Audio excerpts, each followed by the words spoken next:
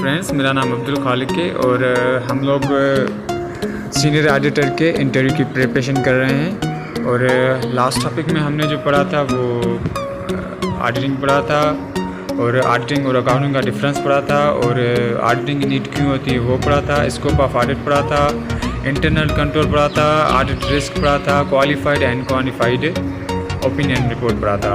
ठीक है फ्रेंड्स, आज हम पढ़ेंगे डिस्क्लेमर ऑफ ओपिनियन रिपोर्ट। ठीक है, डिस्क्लेमर ऑफ ओपिनियन रिपोर्ट ये होता है जब ऑडिटर जो है अपने रीज़नेबल बेस पे जो भी अपना ओपिनियन देता है कंपनी के बारे में, तो उसके ओपिनियन का क्या इज़हार होता है, मतलब ओपिनियन में क्या होता है कि फाइनेंशियल स्टेटमेंट जो हैं वो ट्रू फेयर हैं या नहीं है। ठीक है फ्रेंड्स, और इसके 10वें नंबर पे एडवर्स ओपिनियन रिपोर्ट आए। एडवर्स ओपिनियन रिपोर्ट में ये होता है ऑडिटर जब अपना ओपिनियन में ये देता है कि financial statements are not true, यानी कि और नॉट ट्रू हैं और मटेरियली मिस स्टेटमेंट हैं, तो उसमें उसका एडवर्स ओपिनियन होता है। और टाइप्स ऑफ ऑडिट जो है ये तो हम लास्ट लेक्चर में पढ़ चुके हैं, फिर भी थोड़ा हम रिवीजन कर देते हैं। टाइप्स ऑफ ऑडिट हमने 3 पढ़ा था, एक फाइनेंशियल ऑडिट पढ़ा था, ऑपरेशनल ऑडिट पढ़ा था और कंप्लायंस ऑडिट पढ़ा था। ये मैंने लास्ट लेक्चर में बताया हुआ है, अगर आपने नहीं देखा है तो आप काइंडली जाके वो लेक्चर्स देखिए। और इंटरनल कंट्रोल जो है वो भी हमने लास्ट लेक्चर्स में पढ़ा था। ठीक है फ्रेंड्स, अब अभी जो हम पढ़ेंगे वो पढ़ेंगे functions and duties of auditor. जी, फंक्शंस एंड ड्यूटीज़ में जो सबसे पहले आ रहे हैं ऑडिटर के राइट्स। ठीक है फ्रेंड्स, सबसे पहले उसके फंक्शन जो राइट्स होते हैं वो ये होते हैं कि ऑडिटर को एक्सेस होती है बुक्स ऑफ अकाउंट और वाउचर्स तक। और सेकंड नंबर पे होता है रिसीव, उसको राइट होता है कि वो इंफॉर्मेशन हासिल करे और उसकी एक्सप्लेनेशन हासिल करे उस कंपनी से जिसकी वो ऑडिट कर रहा है। और तीसरे नंबर पे है right of access to books and papers of branch. उसको ये भी एक्सेस होता है कि वो बुक्स और जो पेपर्स होते हैं ब्रांच के उसको देख सके। और ये इसके सामने इंटरनेशनल ऑडिटिंग स्टैंडर्ड का रूल भी लिखा हुआ है 255 सेक्शन सबसेक्शन 2 है। और चौथे नंबर पे राइट होता है right to receive notice and general meetings and to attend those meetings, यानी जो भी कंपनी की मीटिंग होती है उसको राइट होता है कि वो उसका नोटिस उसको दिया जाए और वो मीटिंग्स अटेंड करे। और 5वें नंबर पे जो राइट होता है right to make representation where another person is being appointed as a auditor, यानी कि उसको होता है हक होता है कि वो रिप्रेजेंटेशन दे अपनी, जब कोई दूसरा बंदा जो है वो अपॉइंटमेंट किया जाए ऑडिटर के लिए, तो जो प्रीवियस ऑडिटर होता है उसको हक है कि वो अपनी एक्सप्लेनेशन दे, अपनी रिप्रेजेंटेशन पे दे, उसको राइट है। और अब आ जाते हैं हम लोग ड्यूटीज़ ऑफ एन ऑडिटर। और ड्यूटीज़ ऑफ एन ऑडिटर में ये जो सेक्शन है 255 सबसेक्शन 3 है। तो सबसे पहले हम इसमें ये ड्यूटीज़ होती हैं कि to give a report to the members on the accounts, books of accounts, balance sheet and profit and loss account examined by him. ठीक है, रिपोर्ट देनी होती है उसको मेंबर्स को जो उसने बुक्स ऑफ अकाउंट या बैलेंस शीट या जो भी फाइनेंशियल स्टेटमेंट्स हैं, इनकम स्टेटमेंट जिनको उसने ऑडिट किया है, तो ड्यूटी वो होती है कि वो मेंबर्स को बताए, रिपोर्ट दे।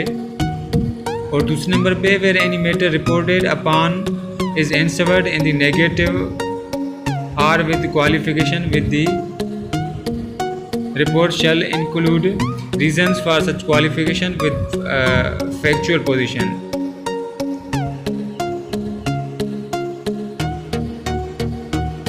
और दूसरी ऑडिटर की ड्यूटी होती है जब भी कोई बात हो तो उस पर रिपोर्ट हो तो इसको हक है कि वो उसका आंसर दे, नेगेटिव हो या qualification report shall be included reasons such as qualification with फेक चूअर्स। जी फ्रेंड, सेकंड पॉइंट में यही है कि ऑडिटर की जो है दो किस्म की रिपोर्ट होती हैं, जो मैंने आपको लास्ट लेक्चर में पढ़ाया है। एक क्वालिफाइड रिपोर्ट है और दूसरी अनक्वालिफाइड रिपोर्ट है। तो उसमें ये है कि ऑडिटर जब क्वालिफाइड रिपोर्ट देता है तो उसको रीज़न्स जो हैं वो देने पड़ते हैं। क्वालिफाइड रिपोर्ट का ये होता है कि वो कंपनी की जो फाइनेंशियल स्टेटमेंट्स हैं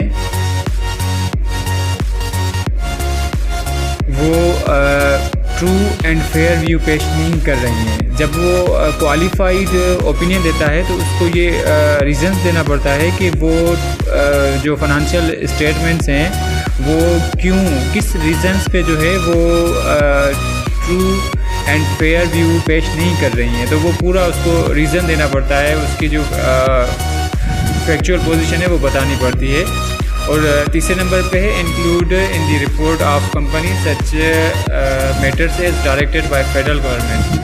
जी, ऑडिटर पाबंद होता है कि कुछ बातों में वो जो है फेडरल गवर्नमेंट के जो उसकी पाबंदियाँ, जो रूल्स हैं उसको फॉलो करना पड़ता है। जैसे अगर कोई कंपनी है तो उस कंपनी ने क्या ज़कात जो है वो डिडक्ट की है या नहीं की है। अगर ज़कात डिडक्ट की है तो वो क्या गवर्नमेंट का जो ज़कात वाला अकाउंट है उसमें डिपॉज़िट बैंक में उस अकाउंट में डिपॉज़िट करवाई है या नहीं करवाई है। जी फ्रेंड, फोर्थ नंबर पे है to attend those general meetings of a listed company either himself or through authorised person in which the balance sheet, profit and loss account and the auditors report are to be considered. जी friend, इसमें दो किस्म की जो meeting होती हैं, एक annual general meeting होती है और एक्स्ट्रा ऑर्डिनरी जनरल मीटिंग होती है। तो ये इसमें वो बात कर रहा है जब भी वो रिपोर्ट अपनी मोस्टली जो होता है वो एजी में होता है, एनुअल जनरल मीटिंग में होता है कि ऑडिटर को जो रिपोर्ट होती है वो ऑडिटिंग की जो उसने ऑडिट किया होता है तो उसको एनुअल जनरल मीटिंग में वो प्रेजेंट करनी होती है, यानी कि उसको वो देनी होती है। जो लिस्टेड कंपनी होती हैं उनके ऑडिटर को वो जो रिपोर्ट होती है उसकी वो देनी होती है। अगर वो नहीं जा सकता तो कोई इसकी तरफ से कोई बंदा ऑथराइज़ किया हो जो उस एजीएम को अटेंड करे और वो जो ऑडिट की फाइनेंशियल स्टेटमेंट रिपोर्ट हैं वो उस मीटिंग में पेश करे, रिप्रेजेंट करे। ठीक है फ्रेंड्स, अब ये 4 ड्यूटीज़ हो गए।